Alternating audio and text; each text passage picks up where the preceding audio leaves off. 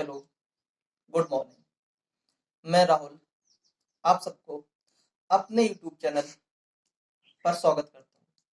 हम लोग पढ़ रहे थे कैलेंडर। कैलेंडर में पिछले 2 लेक्चर हम लोग ले चुके हैं। उसमें थोड़ा सा बेसिक अपन लोग जान चुके हैं। विषम दिनों की संख्या निकालना, और हम लोगों ने जाने थे कि 100 साल में कितने विषम दिन होते हैं। 100 साल में विषम दिनों की संख्या 5 होती है, और 200 साल में विषम दिनों की संख्या 3 होती है, और 300 साल में 1, और 400 साल में 0। इसी पर आधारित आज हम कुछ सवाल करते हैं। सवाल देखते हैं। क्वेश्चन नंबर पहला, 15 अगस्त 1947 को कौन सा दिन? इंपोर्टेंट क्वेश्चन है, कई बार आ चुका है। 15 अगस्त 1947 को कौन सा दिन है? 15 अगस्त को हमारा देश आजाद हुआ था। पूछ रहा जिस दिन भारत देश स्वतंत्र हुआ था उस दिन कौन सा दिन? क्वेश्चन बड़े ध्यान से करेंगे। इस क्वेश्चन को समझते हैं। तो कैलेंडर जब से बना है, जब से लेकर आज तक, मतलब 15 अगस्त 1947 तक हम चलते हैं। तो इसमें जो 1947 ईयर है वो रनिंग पर है, ये अभी कंप्लीट नहीं हुई है। उसमें सिर्फ 15 अगस्त तक कहानी हुई है। तो यहाँ पर जो कंप्लीट साल हो गई हैं उससे एक हम घटा देते हैं, एक माइनस कर देंगे, मतलब 1946 साल पूरी कंप्लीट हो चुकी है। तो हमें 1946 साल में देखना है कि हमारे कितने विषम दिन होंगे। विषम दिनों की संख्या कभी 7 से ज्यादा नहीं हो सकती है, उन्हीं को देखते हैं। तो विषम दिनों को संख्या हम इसकी सहायता से करते हैं। हमेशा 400 का मल्टीपल बनाएंगे, इसे हम ब्रेक करेंगे तो लिखेंगे 1600 प्लस 300 प्लस 6। यहां तक किसी को परेशानी नहीं है। 1900 को लिख सकते हैं हम 1600 प्लस 300, 16 प्लस 3 19 और 46। 1600 400 का मल्टीपल है, तो जिसमें विषम दिनों की संख्या 0 होगी।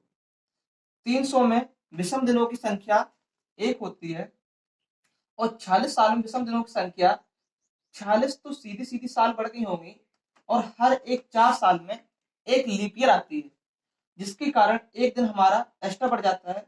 तो 46 साल में 4 का भाग देंगे तो 11 बार जाएगा, और 11 एक्स्ट्रा दिन बढ़ जाएंगे। तो कुल मिलाकर हमारे पास दिन हो गए 1 प्लस 46 प्लस 11।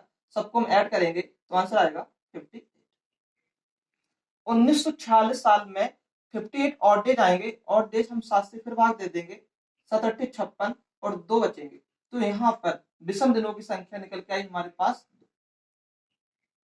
यहाँ तक सबको बहुत आराम समझ में आ गया होगा। हम रिपीट कर रहे हैं। सबसे पहले एक हम घटाते हैं, 1946 आया, फिर 400 के मल्टीपल में ब्रेक करते हैं, 1600 प्लस 300 प्लस 46। 1600 साल में 0 हो जाएंगे, और 300 साल में एक दिन हो जाएंगे। 46 साल में 46 दिन सीधे सीधे प्लस 11 दिन एक्स्ट्रा। सबको जोड़ा 58 आया, 7 से पुनः भाग दिया, विषम दिनों की संख्या 2 निकल गई। अब आगे देखते हैं 15 अगस्त तक की कहानी। 15 अगस्त को देखते हैं। तो इसमें जो महीने हमारे कंप्लीट हो चुके हैं, जनवरी पूरी हो गई, फरवरी, मार्च, अप्रैल, मई, जून, जुलाई और अगस्त। अगस्त में 15 अगस्त तक हुआ है। चलो देखते हैं। तो सबसे पहला महीना आया हमारा जनवरी, फिर आएगा फरवरी, मार्च, अप्रैल, मई, फिर आएगा जून,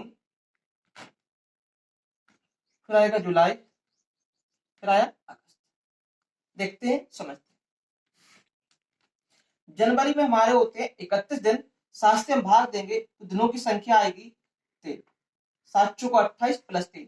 फरवरी 1947 की है, तो विषम दिनों की संख्या 0 आएगी।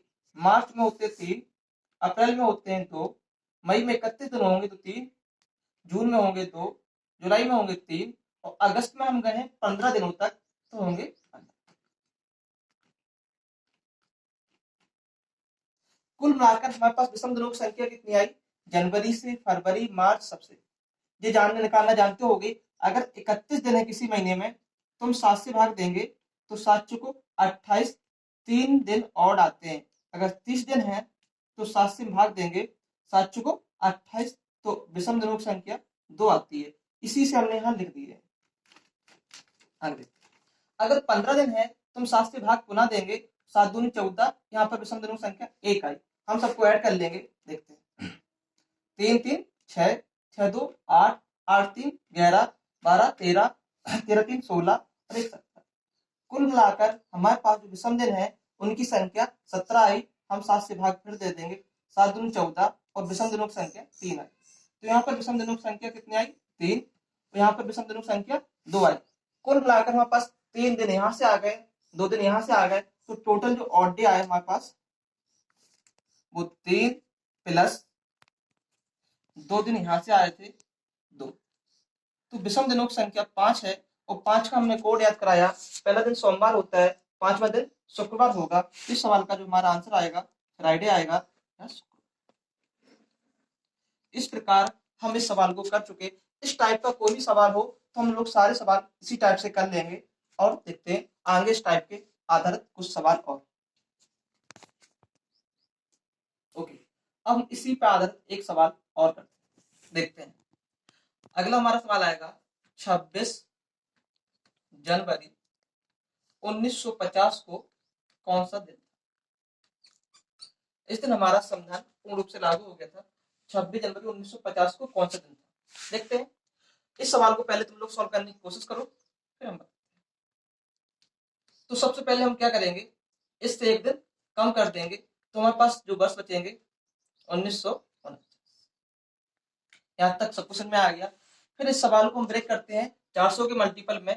तो 1900 को ब्रेक करेंगे हम, 1600 प्लस 300। 1949 थे, 16 प्लस 3 1900 हो गए और यहाँ पर बचे होंगे दिन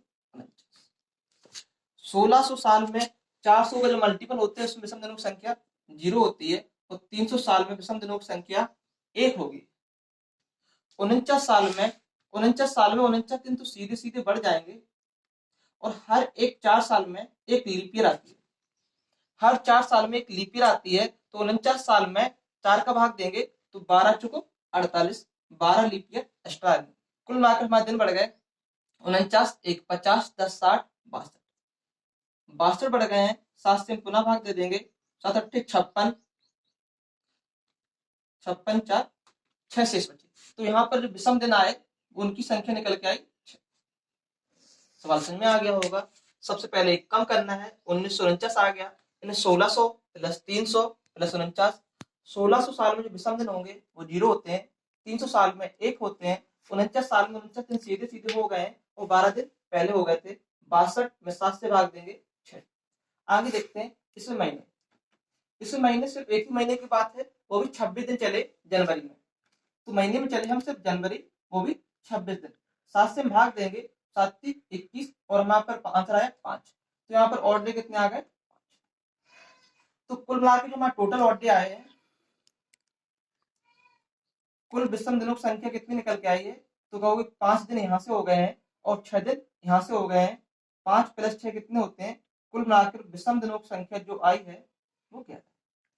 विषम दिन की संख्या कभी 7 से ज्यादा नहीं होगी। तुम 7 से भाग पुनः दे देंगे, 7 का भाग देंगे, 7 एकम 7, तो 4 दिन बचेंगे।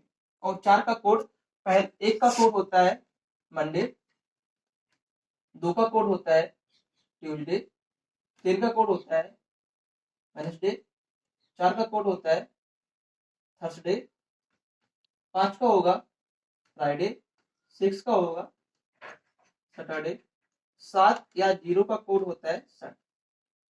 हमारा आंसर आया 4। 4 माने थर्सडे।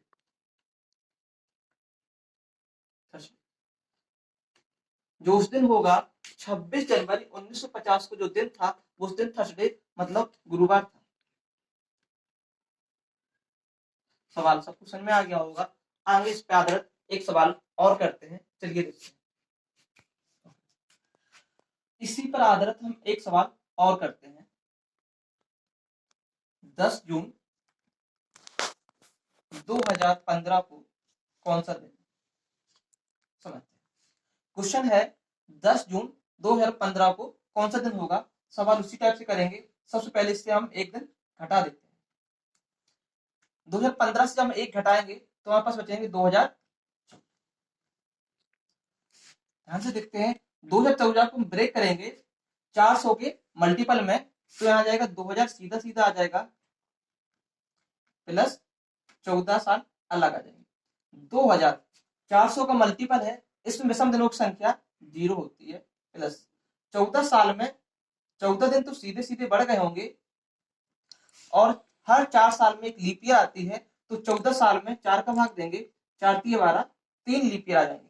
कुल मिला के 14 + 3 17, 17 दिन बड़े होंगे, 7 से हम भाग देंगे, 7 दूनी 14, तो हमारे पास जो ऑड डे आए होंगे, विषम दिनों की जो संख्या आई होगी वो 3 होगी।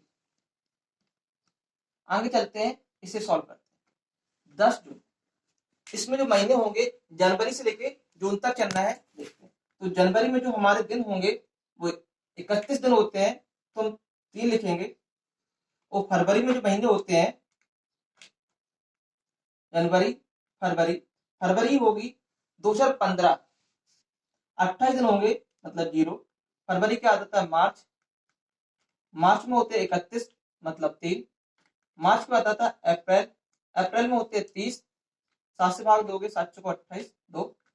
अप्रैल के बाद आता है मई, मई में होते 31 3। मई के बाद आता है जून। यहाँ ध्यान देना है, जून पूरा महीना नहीं है, सिर्फ 10 दिन तक है, तो सीधा सीधा भाग दे सकते हो, 7 का भाग 10 में 3, या डायरेक्टली 10 लिख सकते हो।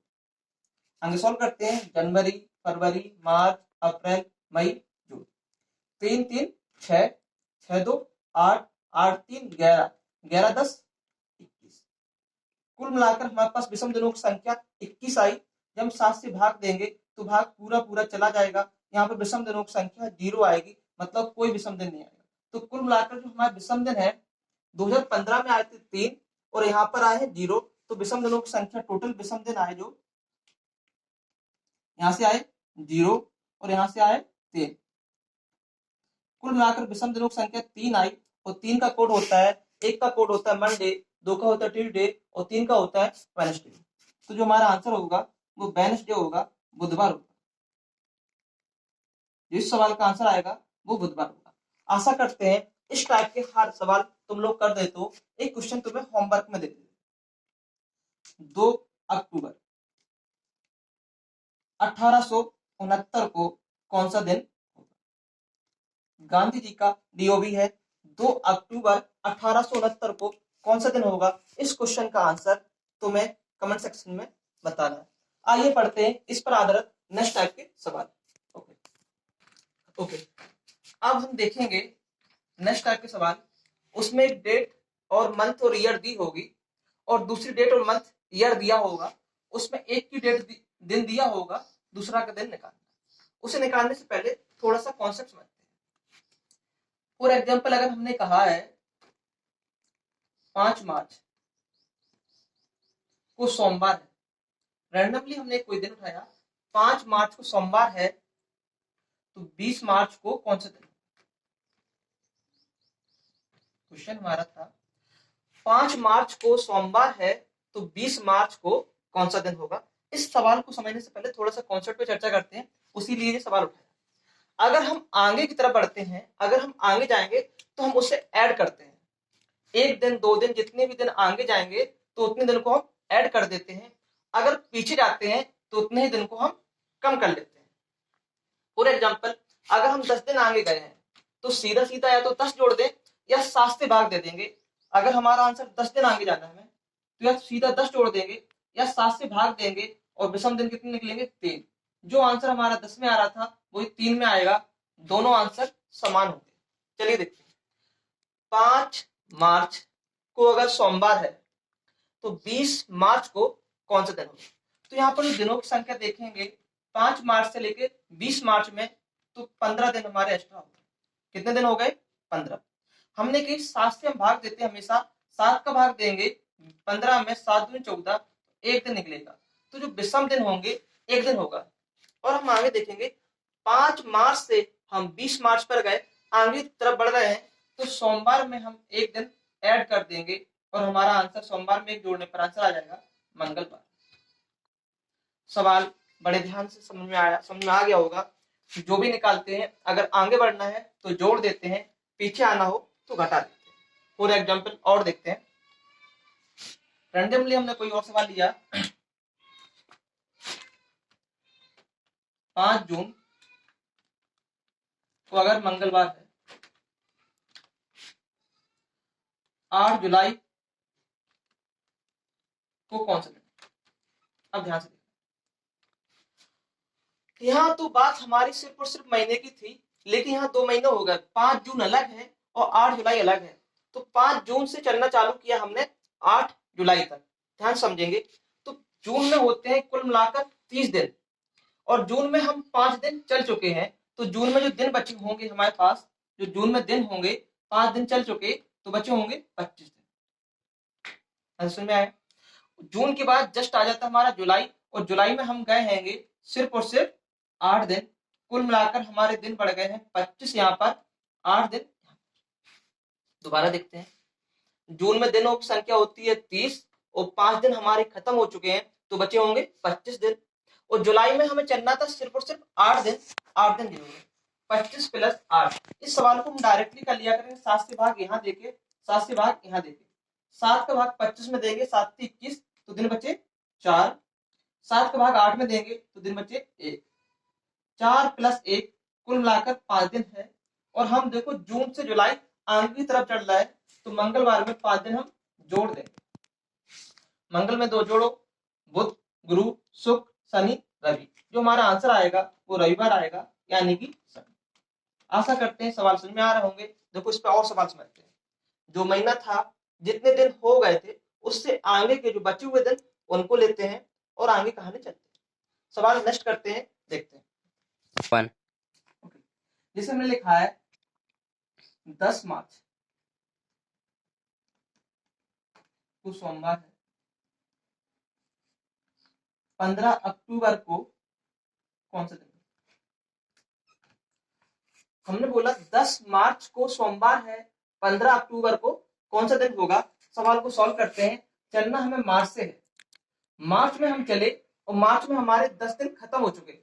मार्च में कुल मिलाकर दिन होते हैं 31, और 10 दिन अगर खत्म हो चुके तो 31 से 10 घटाएंगे तो दिनों की संख्या बची होगी 21। यहाँ लिख दे रहे मार्च प्लस, मार्च के बाद आता है अप्रैल। अप्रैल में जो दिन होते हैं वो 30 होते हैं, और 7 से भाग देंगे तो 2 आएगा। अप्रैल के बाद आता है मई। मई में 31 दिन होते हैं, 7 से भाग दोगे 3 आएगा। मार्च, अप्रैल, मई। मई के बाद आता है जून। जून में दिनों की संख्या 2 बचेगी। जून के बाद आएगा जुलाई। जुलाई में होते हैं 3। जुलाई के बाद आता है अगस्त। अगस्त में होते हैं 3, और अगस्त के बाद आता है अक्टूबर, और अक्टूबर में हमें चलना है 15। दोबारा देखते हैं, हम चले मार्च, अप्रैल, मई, जून, जुलाई, अगस्त, अब सितंबर। यहाँ पर एक महीना हमारा छूट गया था, सितंबर। सितंबर में 30 दिन होते मतलब 2, और अक्टूबर, अक्टूबर में होंगे 15। दोबारा रिपीट कर ले रहे, मार्च, अप्रैल, मई, जून, जुलाई, अगस्त, सितंबर, अक्टूबर। तो कुल मिला के ऑड डे होंगे। अगर 7 से भाग दें तो यहाँ पर हो जाएंगे 0। 15 में देंगे तो 1। जोड़ते हैं, 2 3 5, 5 2 7। अगर चाहो तो इसे यही खत्म कर सकते हैं। 7 जहां पर हो उसे माइनस कर दिया करो, क्योंकि हमें 7 से भाग तो पूरा पूरा देना ही है। 3 2 5, 5 2 7, माने खत्म वाले। 3 3 6, 6 2 8, 7 घटाओगे तो 1 बचेगा। 1 और 1 2। या डायरेक्टली 2 निकाल सकते हो, या सबको जोड़ लो, आंसर 2 ही आएगा। 2 प्लस 3 5, 5 2 7, 7 3 10, 10 3 13, 13 2 15, 15 1 16। कुल मिला के जो विषम दिन होंगे वो 16 आएंगे। कितने आए? 16। और 7 से हम फर्दर भाग देंगे तो 7 दूनी 14। विषम दिनों की संख्या कितनी निकल के आई? 2। यहाँ से भी 2 दिन आए, यहाँ से भी 2 दिन आए। मार्च से हमें अक्टूबर चलना है तो हम 2 दिन इसमें जोड़ देंगे। सोमवार में जब 2 दिन जोड़े जाएंगे, मंगल और बुध, जो हमारा आंसर आएगा वो बुध आएगा। इतना हम लोग जान गए हैं। जो भी महीना दिया है उसकी जो डेट दी है उसके बाद बचे हुए दिनों से चलते हैं जिस डेट तक हमें जाना। अब देखते हैं इस पर आधारित पूरे सवाल, जिसमें महीना भी दिया होगा, ईयर भी दिया होगा। चलिए देखते हैं। ओके, अब हम देखेंगे इस टाइप के सवाल जो पेपर में अक्सर पूछे जाते हैं। 10 मार्च 1987 को अगर गुरुवार है तो 30 नवंबर 1998 को कितना दिन होगा? इस टाइप के सवाल को, इन सवालों को हम अलग सॉल्व करेंगे, इन सवालों को अलग करेंगे। जैसे कि हम जानते हैं कि एक साल में एक दिन बढ़ता है, लेकिन 4 साल में 4 दिन न बढ़ के 5 दिन बढ़ जाते हैं, क्योंकि हर एक 4 साल बाद एक लीप ईयर आ जाती है। तो इनके बीच जितनी लीप ईयर होंगी उनका हमें ध्यान देना है, उसी को देखेंगे। चलते हैं सवाल की तरफ। ओके, देखो इस टाइप के सवाल हम देखते हैं। तो सबसे पहले इनका अंतर देखते हैं, इसमें कितने सालों का अंतर होगा, और उसके बाद देखेंगे कि कितने लीप ईयर का अंतर है। फॉर एग्जाम्पल, अगर हम बोले 2001 से लेके 2005 साल में, तुम देखेंगे अंतर 4 साल का है, उसकी भी जो लीप ईयर होगी, एक के बाद 2 3 4, 2004 एक लीप ईयर आएगी, कुल मिला के 5 साल आएंगे। इसी प्रकार यहाँ देखेंगे 1987 से 1998 घटाएंगे, 8 से 7 गया 1, और 9 से 8 गया 1, 8 से 7 गया 1, 9 से 8 गया 1, तो कुल मिलाकर 11 साल तो जो हो गई हैं। इसके बीच में कुछ लीप ईयर आई होंगी, उन्हें हम अलग से देखते हैं। 1987 के बाद एक लीप ईयर आई होगी 1988। लीप ईयर की कंडीशन होती है जिसमें 4 से भाग चला जाए। 1988 के बाद अगली आई होगी 1992, उसके बाद आई होगी 1996। 1987 से लेकर 1998 के बीच में जो लीप ईयर मिली हमें, एक मिली 1988, 1992, 1996। हर एक लीप ईयर में एक दिन एक्स्ट्रा बढ़ जाता है, तो यहाँ 3 लीप ईयर थी, तो हमारे 3 दिन एक्स्ट्रा बढ़ गए होंगे। तो कुल मिलाकर जो हमारे दिन बढ़े हैं, 11 दिन ये बढ़े थे, 3 दिन ये बढ़ गए, तो कुल मिलाकर 14 दिन बढ़ गए। कितने दिन बढ़ गए? 14। हम जानते हैं 7 से हम भाग देते हैं, 7 से भाग देंगे तो यहाँ पर जो ऑड डे आएंगे वो 0 आएंगे, तो यहाँ पर जो ऑड डे आए वो 0 आए। मतलब 1987 से 1998 में विषम दिन होंगे, 0 होंगे। सिर्फ हमें यहाँ निकालना है। देखते हैं, यहाँ हमें 30 मार्च से चलना चालू करना है, 10 मार्च से चलना है 30 नवंबर तक। तो मार्च में हमारे 10 दिन तो हो चुके हैं। मार्च में होते कितने दिन हैं? 31 दिन होते हैं। अगर 10 दिन हो चुके तो दिन बचे होंगे 21। मार्च के बाद आता है हमारा अप्रैल में होते हैं 30।